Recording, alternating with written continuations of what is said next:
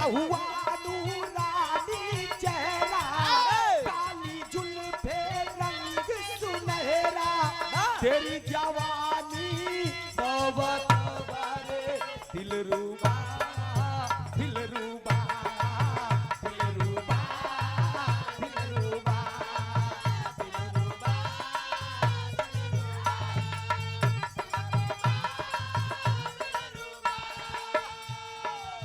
सो रही थी मैं खोल के केवाड़, सो रही थी मैं खोल के केवाड़, बेदर्दी तुम लेके चले गए, बेदर्दी तुम लेके चले गए, बेदर्दी तुम लेके चले। सो रहे मैं तो खोल के केवाड़, सो रहे थे तो खोल के केवाड़, बेदर्दी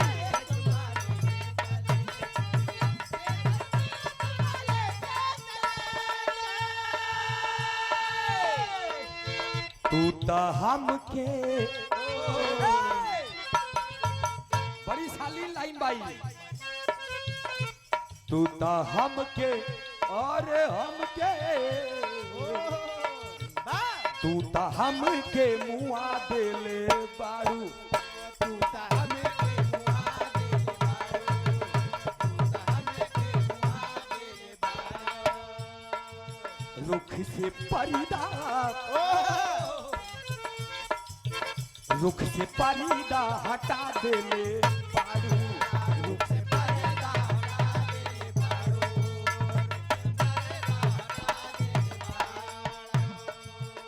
आज अच्छा कटी दिन बुझाता,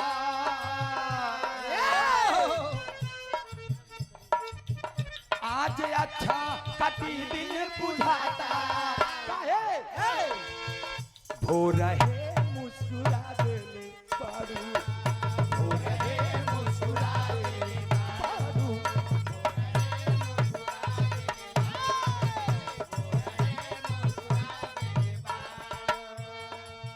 तू ता हमके अरे मुआ देले बारू, रुख से पर्दा अरे हटा देले बारू, आज अच्छा कटी दिन बुझाता, हो रहे मुस्कुराते बारू। मैं कदाया जाए नहीं खे,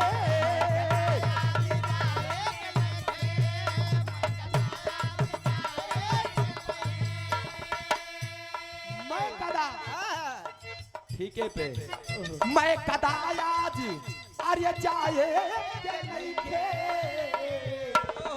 काहे आँख से तू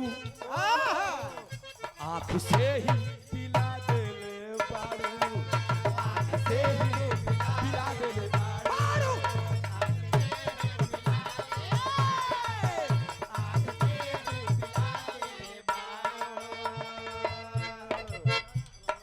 और ये बहुत ही शानदार कलाकार कैलाश नाथ जाबाज वीर रस जमुई सहित इनका अखाड़े से भी बहुत कार्यक्रम गाया हूँ, गाजीपुर, बलिया, देवरिया, गोरखपुर में ज्यादातर तो हमारा अखाड़ा ही मिला था।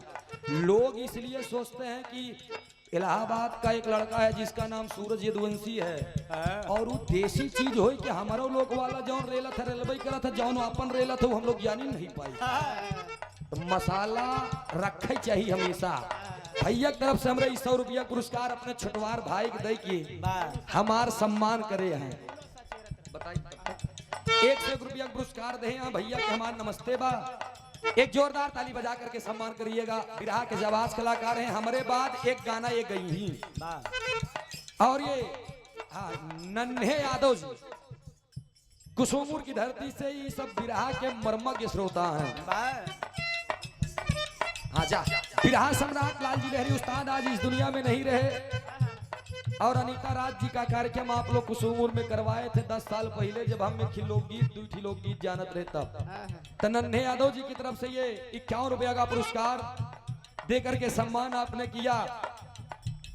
आपके श्री चरणों में कोट को नमन व प्रणाम व आशीर्वाद दे हम बच्चे कला में कामयाब रहे। और ये बन केसरी से नमो भैया क्या बताएं, नमो हल्का डाउन करा नाम लखन पासी बन केसरी से ना। हाँ ठीक बात। 22 रुपया पुरस्कार। लहरी का गवा लिया।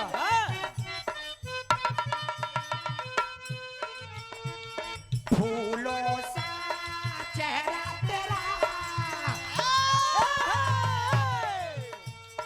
फूलों सा चेहरा तेरा, कलियों की मुस्कान है। फूलों सा चेहरा तेरा, कलियों की मुस्कान है।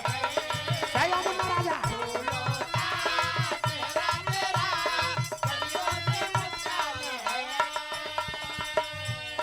फूलों सा चेहरा तेरा, कलियों सी मुस्कान है।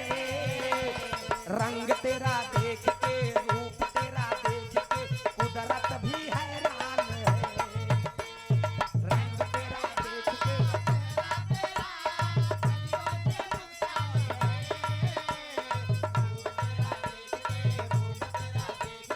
कुदरत भी हैरान है।